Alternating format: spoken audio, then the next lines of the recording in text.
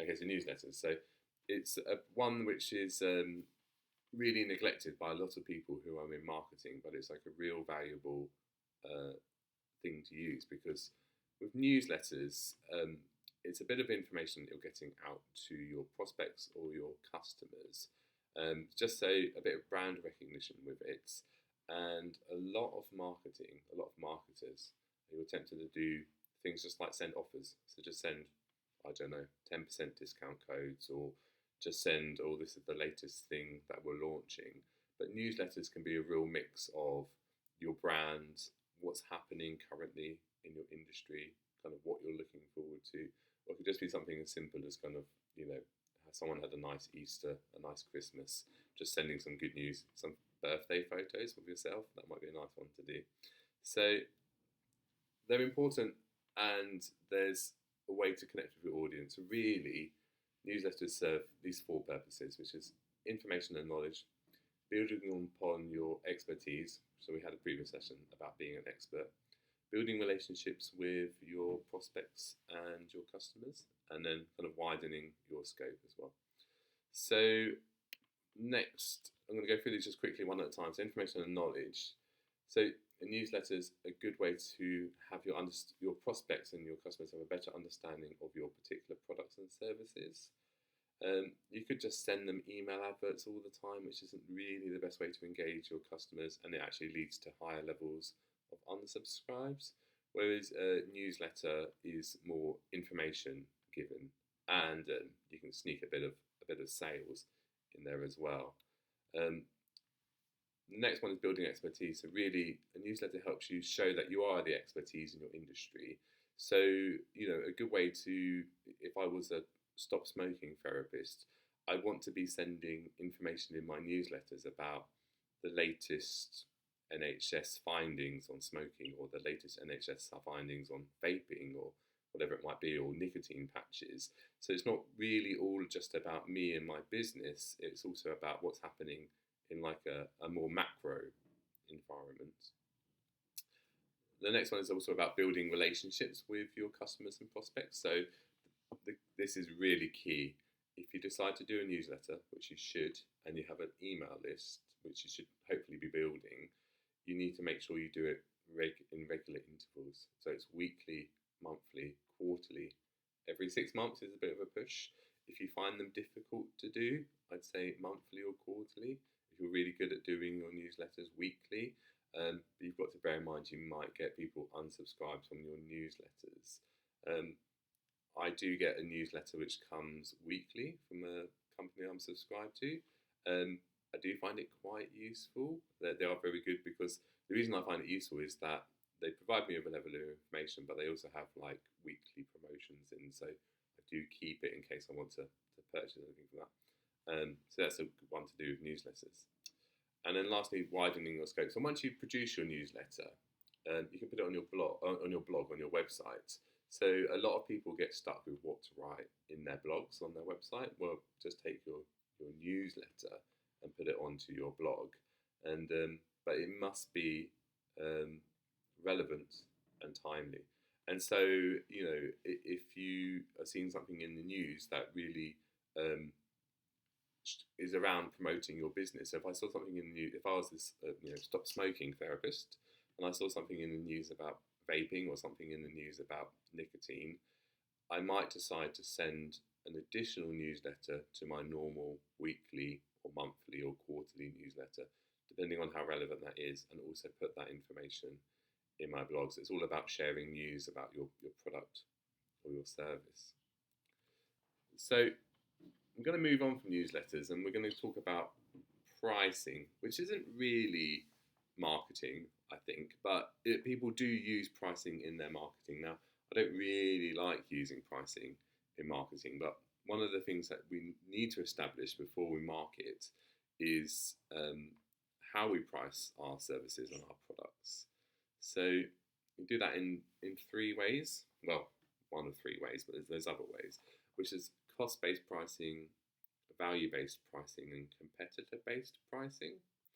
Now, I'm going to go through these one at a time because they're really important, because what I find with the therapists I've worked with in the past, especially when they're just starting out, is that they can just pull pricing from the, from nowhere. They can just pull it out of nowhere. They can just say this is how much kind of I think I should be charging, which isn't the best way you can do pricing. So we're just going to go through it. So cost-based pricing is literally looking at your costs. So it's your overheads, your time, the price you're paying for renting an office, or heating your home if you're doing it at home, if you have a home office kind of thing, and then adding on a level of profit on top. So a real quick example could be your overheads might be £20 per hour, and then you want to make sure you cover that cost, but then you also want to add on a level of profit as well.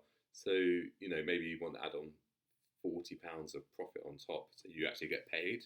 So maybe your pricing will be £60 per hour when you see a customer. It's something that you need to think about in terms of your marketing, because if you were to say it's £20 an hour for my overheads and I want to make £60 worth of profit, so you're £80 per hour, potentially you could give discounts in your marketing to bring you down to that £40 profit. So letting customers have a bit of perceived discount on the pricing. So that's cost-based pricing. The next type of pricing is value-based pricing. So that's where you think about what you offer and its perceived value to your customer. So again, you might be a stop smoking therapist, and you might think to yourself, what is the perceived cost to a customer to stop smoking? Now I don't know how much cigarettes are. When I was younger, they got to about £5 for a pack of the 20. So, and I would smoke a pack of 20 a day. So the perceived value of me stopping smoking over the course of a month is £150. So, is £150 a price at which I'd be willing to pay as a prospect to completely quit smoking? Probably, because then over the course of, a year, I'm going to be saving, what's that, 1,700 and something pounds over the course of a year. So it's all about perceived value to the customer, and understanding how to kind of market that value-based pricing to your customer to let them understand. So, another example might be a weight loss therapy. They might need to come and see you multiple times. Same with a stop smoking therapist. They might need to come and see you multiple times. So it's all about marketing that perceived value to that customer. And then the last one is, I don't like this one, but I think you have to consider it, is competitor-based pricing, which is looking at the competitors in your market and having a look at their pricing. So literally going online in the city that you live in and having a look at what other people charge and working out what their value proposition is, what they're offering to their prospects as well. So I'm not a big fan of competitor-based pricing, but I'd say there are prospects out there who are price sensitive. So you need to be aware of it. If your stop smoking therapy is £150 and someone else's stop smoking therapy is £20, that's a huge gap between them, and so you need to really think about how you're gonna price and market that. Okay, I'm going to move on, and this is interesting. I wanted to talk to everyone about this today, which is needs-based marketing. And I've been using ChatGPT a lot, which is AI, and you might know this one. I don't know if you know this one. This is my good friend. I learned about him in university, Abraham Maslow, and he created Maslow's hierarchy of needs, which is really a triangle of what prospects in any situation need first. So a good way to look at the Maslow hierarchy of needs is to work out where your therapy sits on this triangle. Does it fit within the basic kind of psychological needs a person needs? Does it sit within their safety needs? Does it sit within their love needs, love and belonging needs? Does it sit within their self-esteem or self-actualization? Now, as a rule of thumb, I would say as a rule of thumb, the higher you sit on this triangle with your therapy, the more money you can charge. I think that's a rule of thumb.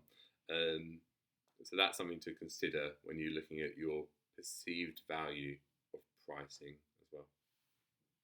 So one thing I've done with the Maslow hierarchy of needs quickly is I had a quick look on ChatGPT, and I just use this as an example because what I was thinking was when I'm writing my newsletters and I'm looking at my value proposition, I need to copy. And like I said, writing copy for newsletters is tough. And so ChatGPT is currently free. There's a free version of it. And I just literally typed in this, which is I am a weight loss therapist and I need marketing copy for self actualization, which is the top of the Maslow hierarchy needs.